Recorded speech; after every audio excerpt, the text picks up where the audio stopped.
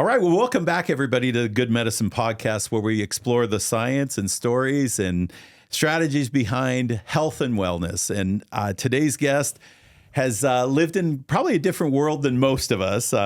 We have with us Austin Collie, who was a standout wide receiver at Brigham Young University. He's been the highest performing athlete that I think you could think of. He's known from his precision route running and his relentless work ethic and his ability to make game-changing plays. I remember watching Austin on the field and just being awed by his ability to make big plays and to perform. He took that success in college and went into the professional ranks. I think you were drafted in the fourth round. Is that right? Yeah. And he faced, he actually did things that I think only maybe a handful of people caught passes from Tom Brady and Peyton Manning, two Hall of Fame quarterbacks. So there's not many people. I don't know how many, maybe five. Five? Okay, five people. You actually know. So to fans, I think I think we look at athletes and we just think, they are the pinnacle of health and fitness and performance. And we want to talk about what the reality of that and what people in their own life, I think most of us are thinking about what should we do to balance our life with fitness and trying to be healthy. And I think a lot of people look to athletes to say, here's an example of what I want to look like and what I want to be like. And I know there's a ton of people that have looked at you and your career and said, I'd like to be like Austin. So I'd love to have that discussion with you today and talk about what you've learned from your experience about health and wellness and your experience with medicine as well. Because we're talking about, the name of the podcast is Good Medicine. And I think part of medicine is putting ourselves in the best position to not get sick. And the best medicine is not getting sick. And so thank you so much for being here. Thanks for having me. Austin's been a good friend for years and just, like I said, always been a fan and admirer, and as good as he was as an athlete, he's a better person. And the feelings are mutual. So just excited to talk to you today. So why don't we start with the idea that you've performed at a level that most people are never going to achieve in their life, and part of that's you had good genetics. I think you had parents that were pretty good athletes as well, and I think your dad was a professional football player at one point in time, and so you kind of you started with a baseline where you could build on that, and you got to a point where I think there were point in time in your life where you were as fit as you possibly could be, and so tell us a little bit about what it takes to get there and the difference between fitness and health. And I don't think they're exactly the same. We kind of equate those a lot to say, if I'm super fit, I'm going to be super healthy. And that's not necessarily, it's a component of health for sure, but it's not necessarily the same thing. Yeah, I would say, obviously I was blessed to have the opportunity to go to the NFL, right? And I think going from BYU to the NFL, there was a kind of a change in mentality in the terms or in the way that athletes trained, right? A lot of what was going on in college at that time was Olympic lifting type stuff, right? Like, I was lifting with offensive linemen, which shouldn't be the case, right? And so there's been a lot of research and development in terms of like athlete performance, athlete development, and right as kind of that pinnacle of research and findings started happening, everyone started making this transition to kind of performance-based training, right? According to your appropriate position or sport. And I benefited from that greatly, right? I do think that there is a misconception of, okay, athletes are, especially football players, are some of the fittest athletes on the planet, right? Like we're forced to maintain a certain level of body fat. I think when I played, I was like 8%, 8 to 10%. And that was high, right? I mean, normally there's guys that are typically, for my position, wide receiver, DB, skill positions, 6 to 9%, right? But then there's the other kind of the other side of the coin, which is although we are some of the fittest athletes on the planet, we're not necessarily the healthiest, right? Just due to the breakdown of the body, just because of the contact, right? The best way that I can describe it is you work out or you're fit in order to maintain the level of performance, or in order to play, so that you can withstand the other stuff that's coming, right? Yeah. So Yeah. There's a reason why, if you have a Lamborghini or you have a sports car, you're putting oil and you're treating that engine the best that it can be treated, and you're taking it out, and just kind of cruising. In athletics, especially football, you're taking that thing out and you're pushing it to its limit. Absolute limits, yeah, right? Yeah. And that isn't necessarily great for the engine. Yep. Right? Yep. So, but you have to maintain that level of fitness so that there isn't a breakdown. There will be a breakdown somewhere, yeah. right? I don't think I met a single player who didn't have to rehab or go through some sort of wellness program during the football season, yeah. right? Everybody has to do it at one point or another. You're going to twist that ankle, you're going to get a contusion, you're going to, break a bone, fracture something. I even got burnt, right, from an acupuncture treatment because I had a heel hematoma. Uh-huh. And then the very next week, I tore all the ligaments in my thumb and had to get surgery, had to get a pin put in and put a cast on, didn't miss a game.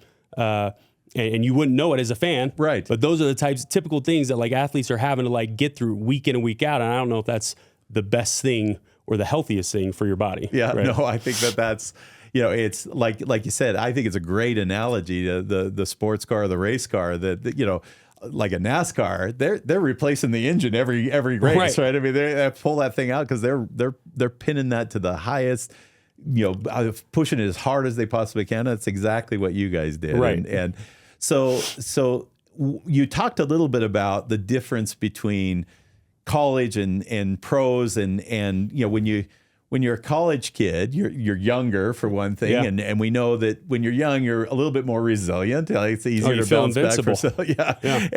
You feel like you can run through a wall and you're right. going to be fine, right? So and part of that is you're kind of dumb in some ways as well, right? 100%. You just don't have the experience to tell you don't do that because you're going to pay right. for that later, right? So, but tell us a little bit about the other side of of not just the physical training, but the nutrition side of things. How did that change in your career as well? I'm sure as a college kid, you kind of ate whatever you want, probably. And 1,000%. Yeah. Right. I mean, I was a big soda fan. Yeah. I'll venture to say I probably wasn't the most healthiest athlete. Right. And now my choices have gotten even worse. Right. I am not a walking example of what nutrition looks like. Yeah. And some of my friends and even my wife could tell you, Austin is, I'm having a donut every other day, yeah. right? Yeah. But during that time, in college it's hard because there is this fine balance of if you're going to eat healthy, odds are it's going to be more expensive. Yeah. Right. Yeah, exactly. And back then, the university wasn't providing nearly as much of the resources that they have down there now, yeah. or at any college institution. That's only because the market for semi-pro sports, especially football in college athletics, has gone through the roof, yeah. right? So now they have all these resources. They have dietitians there. I don't even think we had a dietitian when I was down there. I mean, we'd get protein shakes and things like that after. Those are the things that we knew about, is protein and carbs, take them before and after your workout. But then when you got to the league, it was different, yeah. right? It was more business related, like you get a laptop or like you get an IT team, right? We had a nutrition team. It was as standard as any regular corporation and the individuals and positions within it, right? You were a stallion, and they were going to make sure that they treated you as such because they wanted to get every ounce of talent out of you, and they knew nutrition played a huge role in that. Yeah. So it was a lot easier. It was a lot easier to kind of eat healthy because it was there. It was given to you. Right. Yeah. Right. Yeah. And obviously now, with college sports the way that it is, it's gotten to be far more leaning that way in terms of the resources and money spent on the kids' nutrition.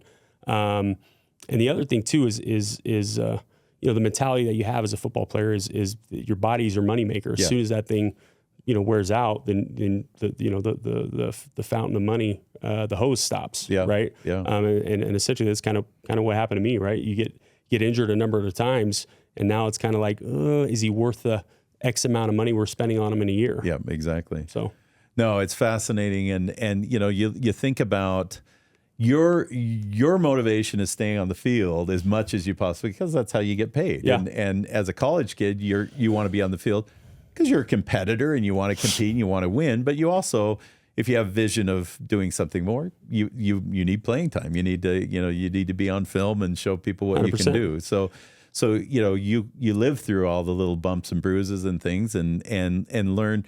And I'm sure that part of it is, you don't tell everybody about the stuff that you're dealing with as well, right? I mean, especially in the NFL, man, everything is kept on record. Yeah. Right. Yeah. In my rookie year, there were some bumps and bruises that I had to kind of like rehab kind of on my own. But you knew once you stepped in that athletic training room, it was going to be documented and could potentially be used against you, right? But there's always this fine balance of especially in the NFL, because the competition is so high and so great within all the players on the roster, that every rep you're not out there, someone else is getting more time and more of the spotlight on and more opportunity to succeed and possibly take your spot. I know a couple guys that were good buddies of mine that were excellent players, right? High caliber contributors on the football on the football teams for the prior years. They end up getting a knee injury, missed maybe half the season. Well, in that time, another guy stepped up and actually performed a little bit better, right? Yeah. And so then those guys found themselves, a little bit down, further down on the depth chart, and maybe never got that opportunity again, right? So there is kind of like this, okay, how far do I really want to push it so I don't make things worse?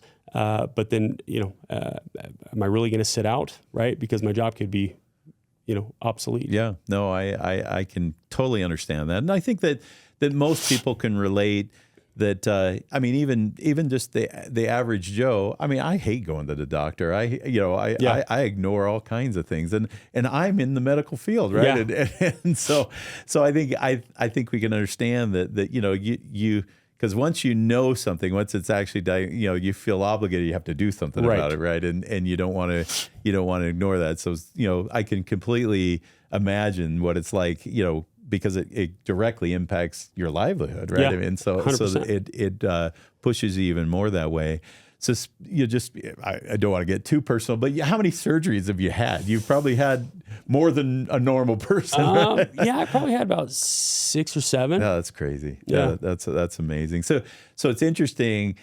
I think what in knowing a lot of athletes, you start learning a lot about medicine, right? Because the first time you have your knee repaired, or it's like, oh wow, okay, that thing can actually get damaged, and there's some stuff in there that I didn't really think about that I need to start paying attention to.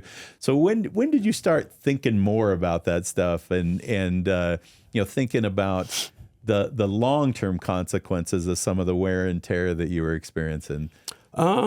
I mean, I'll be honest with you. I because of the head injuries and then the ortho injuries, once those started to get a little bit more serious, then you start having those thoughts. But really, not until like after you get done playing does it really set in, right? Yeah. That you kind of want to keep it out of sight, out of mind, and then over the course of time, you start to notice things are starting to deteriorate, right, mentally and also physically. And that snowballs into, maybe not wanting to do certain things, right? Yeah. Just because you're always hurting and always sore. Yeah. But, in terms of the injuries that I had, specifically with like my heel burn, right? So I had a heel hematoma right on my calcaneus. Uh-huh. And we had numbed it up. And this is at the point in time where I was leading the league in every statistical category. And so obviously as a player, for the love of the game. Oh yeah. Okay. Yeah. When he silences the mechanism. Yep. Right. Okay. Yep. So for the first 5-6 games of my second year, that's how it was. Yeah. Right. Like it was almost euphoric as a player. It was everything you dreamt of. Yeah. Right. Like the ball was bigger than a watermelon and it was moving maybe 10 miles an hour. Every time I lined up for a route, I felt like I was at 1,000% confident I was going to win, and that's ultimately that's ultimately, I mean, that's the pinnacle, right? Of what you as an athlete want to get to, right? The pinnacle of performance is when, I mean, they say you're performing your best when you're around like 142 to 158 heartbeats per minute, right? And usually, like, being able to maintain that in a game is very hard. Yeah, right? It's really hard. Yeah. But I was in that kind of Zen state and was never getting tired. Felt awesome, and so I had all these injuries, right? My thumb, and then my heel, I couldn't put any pressure on it, and so I wanted to play. Like I was telling the guys, I'm playing. It's happening. And so what are we going to do? And I didn't practice for a few weeks, but I'd play in the games. And what we did the first week was, on a Thursday, we numbed it up. Just to kind of see how it'd feel, right? Because all it is a bruise. It's not going to get worse, right? All it is just pain. So we numbed it up. Well, part of my rehabilitation process was to go to an acupuncturist that the team had recommended after practice. So I went to her. My heel was still numb, and she had a heat lamp on it to draw the blood to the surface. Told her that my foot was numb. I don't know if she understood me, but told her it was numb. She said it wasn't going to get that hot. Well, sure enough, it put a 3rd-degree burn on the bottom of my heel, right? And after the medication started to wear off, all of a sudden, my wife and I were out to dinner, and I just felt like the pain continued to escalate. And then I took my shoe off when I got home, and there was just massive burn on the bottom of it. And that was kind of like really what drove me, because that injury, I had already had tendonitis in my knee. And that, I went to the plastic surgeon. He's like, whatever you do not put any pressure on this part of your foot. And it was really in a tough spot, like on that lateral posterior side of the heel, right? Which always is the thing striking, right? Exactly, So I was up on my toes for like 6 months, right? And that eventually shortened my gastroc, right? And then you shorten your gastroc, and now knee pain, even more so, puts everything out of. So anyways, that's what eventually led to me rupturing my patella tendon. And, going through that whole process, you're trying to fight to get back to that normal state. And so when I would go see specialists, I mean, I can't tell you how many specialists I saw, how many times I changed my cleats, how many times I, just to get that, just to feel normal again, because I lost some proprioception back there. And so it never felt right again. I bet. So my interest, my, deep-seated rooted love for medicine kind of really began at that moment, because I started to learn more about how the body functions, the mechanics of the body, how fragile it is, how, the way it moves, the way the muscles, coordinate with different movements, et cetera. Right. And, and from that point on, man, and then everything with my head, started to learn more about that and get educated on that. Just because I knew that was going to be a thing in the future.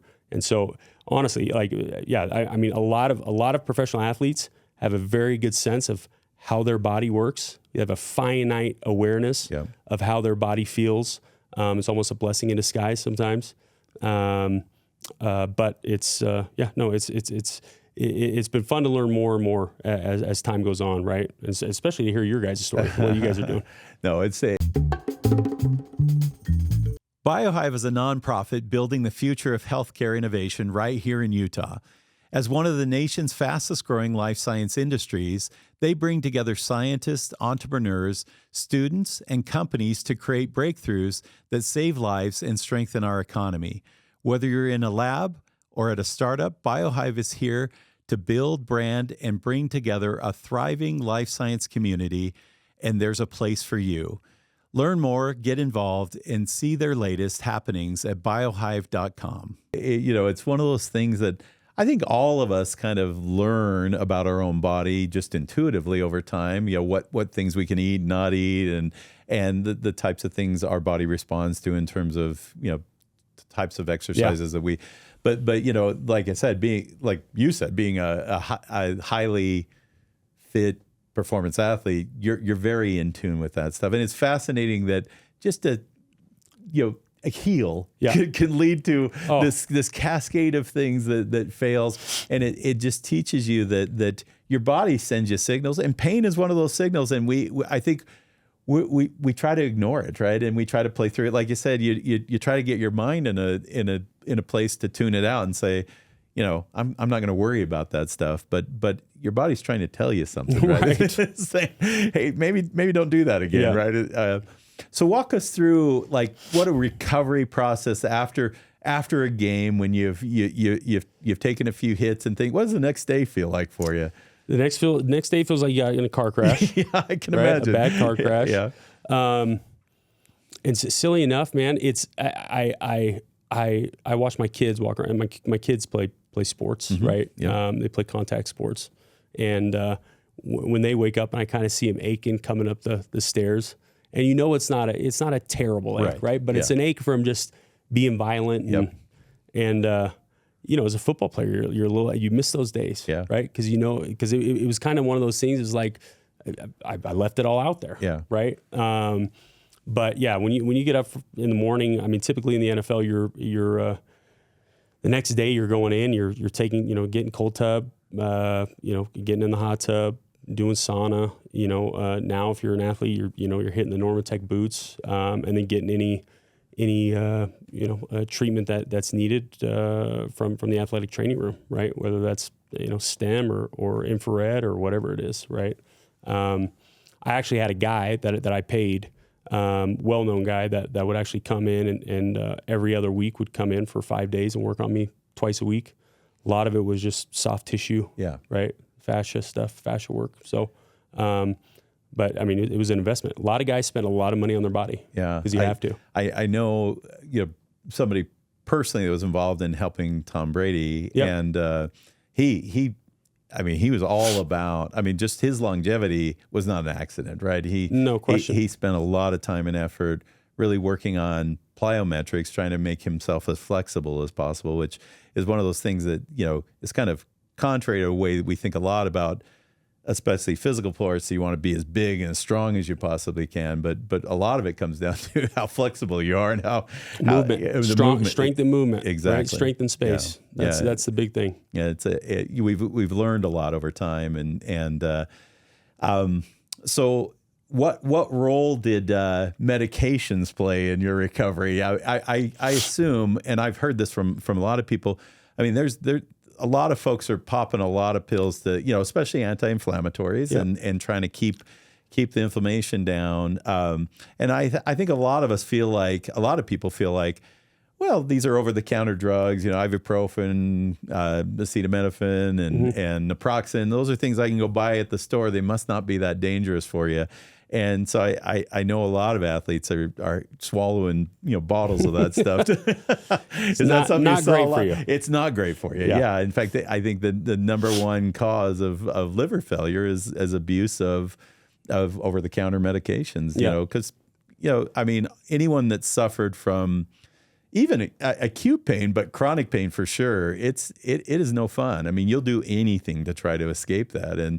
And you hear these stories of some of these offensive linemen that are later in their career, and those guys, the trenches are a mess. Like that's where I played when I was playing back. In there, it's rough, and those guys are crawling back. At the next day, crawling to get out of bed, and they're just down in those things. You see a lot of that with teammates, and just trying to escape the I think I think back in back in the 90s, late 80s, maybe early 2000s, I think narcotics were obviously the thing, right? Yep. And I don't think everyone knew what the side effects and what the addiction really was at that point in time, and so they've scaled back a little bit, at least when I was there. But the one thing was anti-inflammatories, right? Yeah. Like that was huge. Toradol was big, right? Yep. But you got to think of it, life as an athlete, especially in the NFL, you're constantly chasing that feeling of being healthy, right? Yeah. and you're never going to get it, but you want to get as close to it, because even if you're 2% better than the guy that's across from you, that's a huge Makes advantage, all the difference, right? Yeah. So if I feel 2% better than him, odds are I'm gonna dominate him all day, right? And so any way that you can kind of get that feeling of feeling whole again, back to when you were that young kid, I think a lot of guys, I mean, that's why they spend the money that they do on nutrition and on rehabilitation, on masseuses, on their entire body, right? On the equipment. It's just that journey to get to where you feel as close to 100% as possible. And it's never going to happen. Yeah. But whatever way you can do that, because you know that in the NFL, that 3 to 5% of increase in performance means, another 50 yards, right? In catches, or another 3 balls in catches, right? And that's probably the difference between the best players and the average, or the lower players. It's not that huge of a difference, but that much, because you're operating at that high of a level. I mean, it gives you that. It looks like a huge. There's a handful of guys in the NFL who literally could do whatever they want and show up on game day and just be lights out. Yeah. Those guys are freaks of nature. They're put on this earth to do one thing, and that was to play football. Yeah. The rest of them, man, it's honestly, it's who can keep it together mentally, who has the right opportunities, who's given the right opportunities, and who can stay healthy. Yeah. Being in tune now and thinking about your own body and your history and all the injuries that you have, you probably are aware. I mean, there's a lot of interesting stuff out there of the long-term consequences of things that we don't think about a lot, like ACL repair. It's very common, right? I mean, I don't know how many NFL players, but a lot of them tear their ACL. And, the anterior cruciate ligament's one of the stability ligaments in your knee joint. And, you're not going to play without having that fixed. And we've gotten really good at fixing those, and the recovery time's gone down. And, it used to be that you were out for at least a year, if not more, right? And I remember a time when I was, I think in junior high, and it was, I mean, you tear your ACL along with your meniscus and maybe your MCL. You're never playing football again. It was like a year and a half, and you might be able to get back on the field. Yeah. Now it's like 6 months. Yeah. No, right? It's incredible. The guys tear it at the end of the season. They're back at the start of the next season. It's amazing. It's crazy. So we've come a long ways in rehab and recovery, but it's interesting the long-term consequences of that kind of trauma and damage. It does things to you don't think about that because it all comes down to how your body responds to injury. So your immune system's always looking for stuff that's wrong in your body, and so your immune system's floating around, and it's immune cells are living in the tissue that most tissues in our body have resident immune cells that are just monitoring, say, is there something wrong here, and can we fix it? And when you have a traumatic injury like that, you activate an immune response.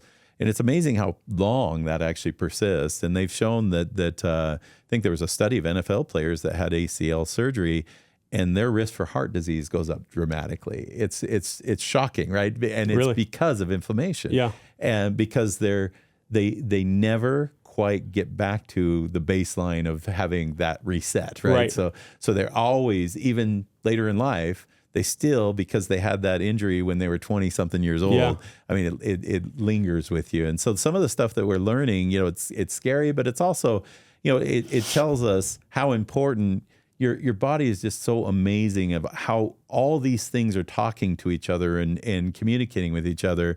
There's and I've become a real just focused on inflammation as a driver of most chronic diseases that we deal with.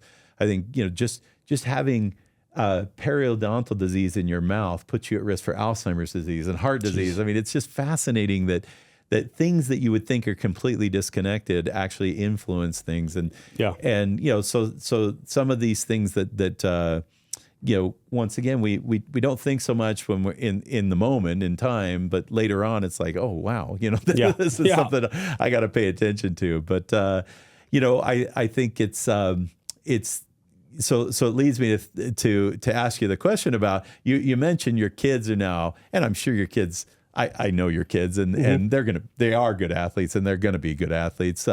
What do you think about for them? And I'm sure that you have some thoughts about, there's things that I want for them that I experience, but there's things that I don't want for them that I experience.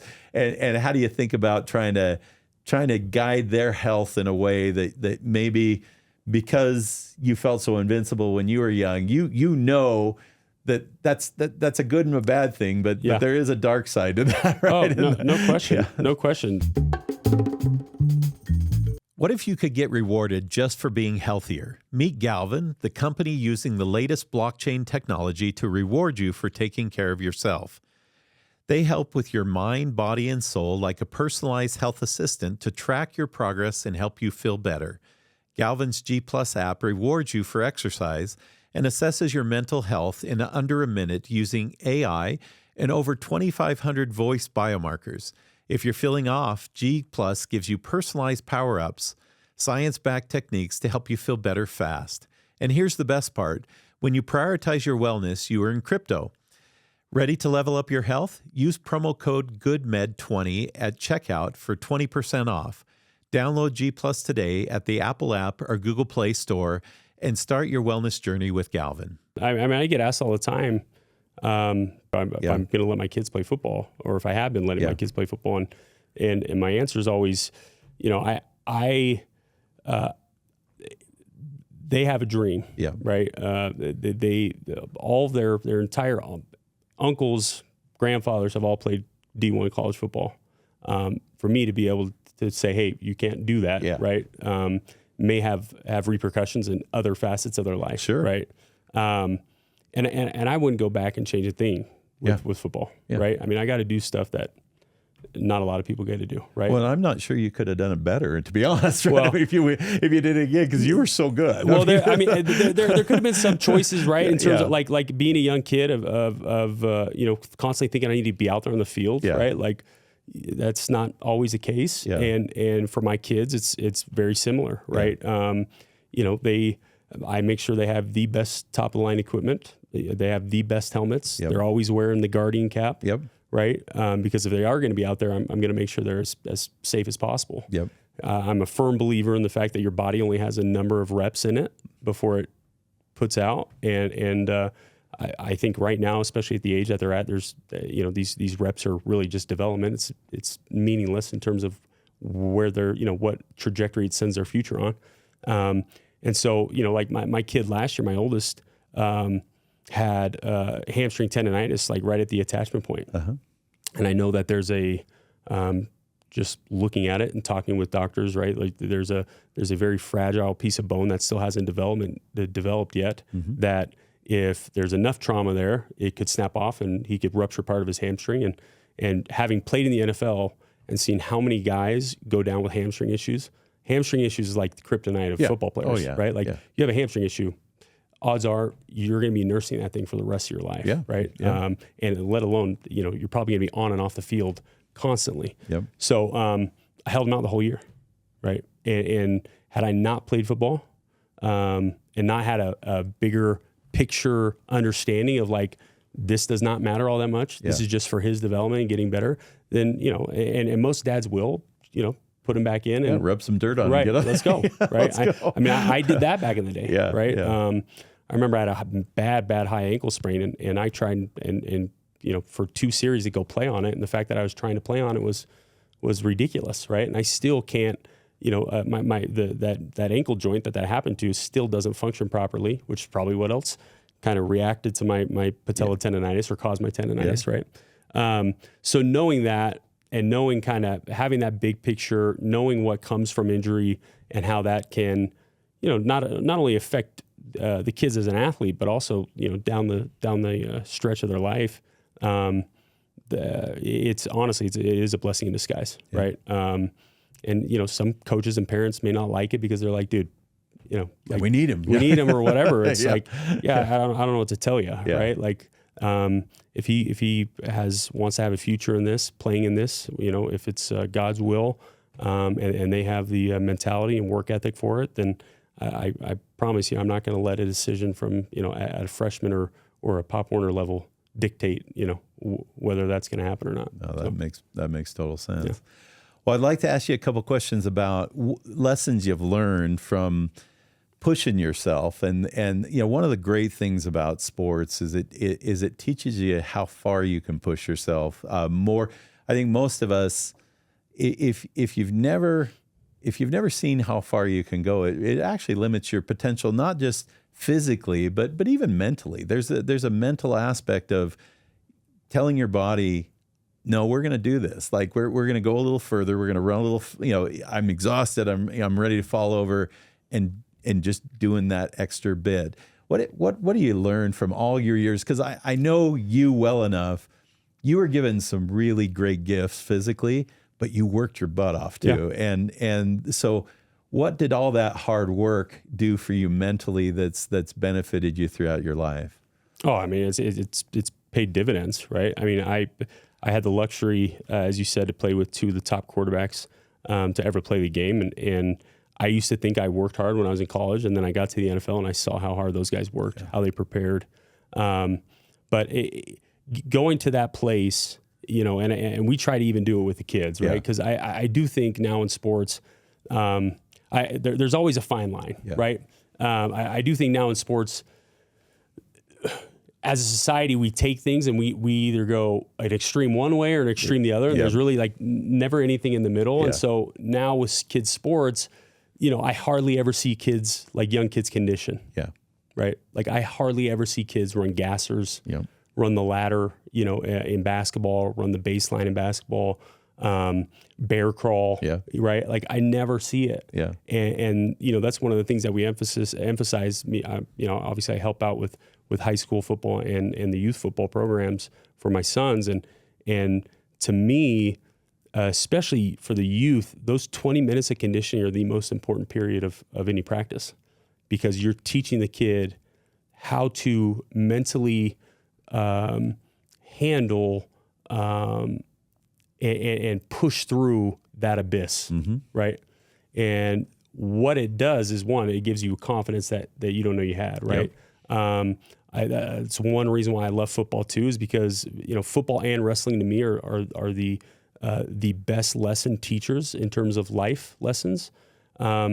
Because when you have to take a 9-year-old and you have to say, listen, this guy's that's going up against you wants to knock the crap out of you, and your goal is to knock the crap out of him. Yeah, that's scary. It's scary as a 9-year-old. Yeah, right. 10-year-old, 8-year-old, whatever the age. I remember it. That is scary to do. Yeah, right. Yep. And obviously, there's a gradual process to get them to where they feel confident enough to impose their will on somebody else. But when it happens, all of a sudden the light kind of goes off in them, and a confidence starts to exude that you've never seen in that kid before. Yeah. And it's from the sheer fact of overcoming that fear, right? And being able to say, oh man, maybe I can, do this, and I shouldn't always surrender to any of the fears that I do have, right? But with conditioning and things like that, I think it's the exact same thing. My son actually, he goes to Harriman High School, and the head coach did something that maybe some parents, even myself, when I heard about it, I was like, ooh, that's going to be a lot, right? But they hiked 12 miles. Oh, wow. Right? Got up at 6 in the morning, hiked 12 miles up what's that canyon over in Harriman? I don't know. Anyways, they hiked 12 miles, 6 miles in, 6 miles back. They got back at about noon. And then they did a bunch of military-esque team build drills for the next 2 hours. People are going to kind of roll their eyes at this or may have a problem with this, but my kid threw up 5 times. Yeah. Right? Yeah. But he got through it. Yeah. And the confidence now that he has to say, hey, I can do hard things, right? I didn't think I was going to be able to get through that, but I did. Yep. I mean, you start to have that mental kind of breakthrough and go to that place mentally, and it's dangerous, right? Like it's super, it's a weapon, super powerful tool to have, right? If you can do that. And kids nowadays hardly ever get those opportunities, right? They're not really pushed to be uncomfortable and try and see if they can live in that uncomfort. And I think it's a great point, and I think that there's probably a correlation between how much mental health we're experiencing in terms of mental health issues, especially with young people, and the fact that we don't put them in situations to do really hard things like we used to. I mean, it was kind of a rite of passage almost growing up that you want to challenge yourself in that way, and I think we've gotten away from a lot of that, where there are some people that experience it, but most people don't, and maybe there is a connection there, and I think that we miss that, and missing the missing the experience of pushing yourself farther than you think that you can go. I think it's you can't get that experience any other way. Yeah. You know, when the coach is blowing the whistle for the lines or the ladders or whatever, and you're just like, I can't do this anymore. But when the whistle blows, you force yourself to go again. I remember doing that so many times, and I look back, and that was years and years ago for me, but it's still, you know, I still have that feeling. I'm put in uncomfortable situations now. They're usually not physically uncomfortable situations. They're more mentally uncomfortable, but I can dig deep and say, hey, I've done harder things than this, right? And so I think that's one of the huge benefits of being involved in sports and athletics, and it's hard to do it just on your own as well. I mean, there is something about having that mean coach that yells at you and pushes you. And it's not that they're just a masochist and just enjoy torturing kids, right? But they know that to get the most out of you and to have the biggest benefit from that experience, they got to push you farther than you want to go. And you know, I just think that a lot of the folks, and you know, you see the same thing in military training, and you know, they do the same thing because they want to put people in a situation where whatever obstacle they're facing, they can look back and say, I've done something harder than that, right? And I think that's you know, you had mentioned, and maybe we can kind of wrap up on this idea, working with two guys like Peyton Manning and Tom Brady. Best to ever do it, right? I mean, just as top as you. What are some lessons you learned from them, just being around them, that you can say, you know, this is why they're that good? I think and it's not only for them, but just some of the top players that I've been around. Everybody's going to get an opportunity. It's what people do with that opportunity, right? And whether it's an opportunity on the field with a certain look, certain defensive look, whether it was an opportunity to take advantage of a certain player, right? Peyton and Tom, and Peyton specifically, just because I got to see more of him, his manner of preparation, he was always going to make sure that no opportunity was going to pass him by, right? That every opportunity that he had, he was going to seize. That way, and I would like to think that way, there's no regrets, right? And that's something that I constantly tell my kids is you have to prepare for whatever moment is that comes in your life, or else there's going to be regrets, right? Because you could have done something about it prior, right?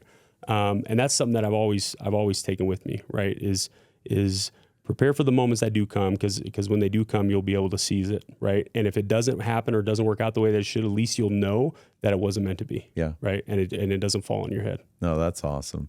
I think that's such good advice and such good experience that when the opportunity, when that door opens, you're ready to run through it, right? And that has so much translation to so many different parts of our life. Well, Austin, I really appreciate you taking the time and coming to talk to us. This is a little different than we normally do, but I love this conversation. We can go all day, man. Yeah, we could talk for a long time. But to talk to somebody who's performed at an athletic level like you have, like I said, I was there in the stadium watching you catch passes and run past people. That it's just like, my goodness, that's just it's inspiring. But also understanding that there's balance in all things, and when you get too far on one side, it's not necessarily the most healthy thing to be focused on. There are consequences. There are consequences associated with it. So hopefully, talking about medicine and health, the best advice that I think you can have is find that balance in your life, that you do things that you know are going to contribute to your health, but don't go too far one way or another. Right. Don't be sitting on the couch eating donuts all day. But don't it's equally as bad to be in lifting weights all day long every day. You're gonna get consequences for both of those things. And it's just refreshing to hear from somebody who's been as high a performer as you have been, and understanding the balance there that comes, that says maybe that's not doing what I did to do what I did maybe wasn't the best thing for my health. And now, I'm more in tune to kind of figure out where that right lane is. And that's, I'm attuned. I don't necessarily abide by that, but by that knowledge. I know where the line is for sure. Well, I really appreciate your time. Thanks for having me. And love to have you back on when we have another exciting thing to talk about. As you know, I'm doing a lot with inflammation, and I was just telling Austin about work that we're doing with changing muscle metabolism. Remarkable. And there could be some really interesting things, and love to have you back on and show you some of the stuff that we're working on with trying to help improve people's muscle metabolism and how important that is. So, it's remarkable. Awesome. Congrats to you guys, man. Thanks, That's awesome. buddy. Thanks for coming on. Oh, thanks for having me. All right. That's it for today's episode of Good Medicine. Thanks for joining us as we explore the science and stories behind health, medicine, and innovation. If you enjoyed this conversation, please subscribe to our YouTube channel. That's a great zero-cost way to support us. In addition, please click, follow, and leave a review for the podcast on Apple and Spotify. If you have questions or comments for me, please put them in the comments section on YouTube or reach out on all social media platforms at Good Medicine. Links are in the description. The best way to support the podcast is to check out the sponsors of the show. You can do this by looking at the links in the show notes. That's it for today. I'm Dr. David Beers, and we'll see you next time.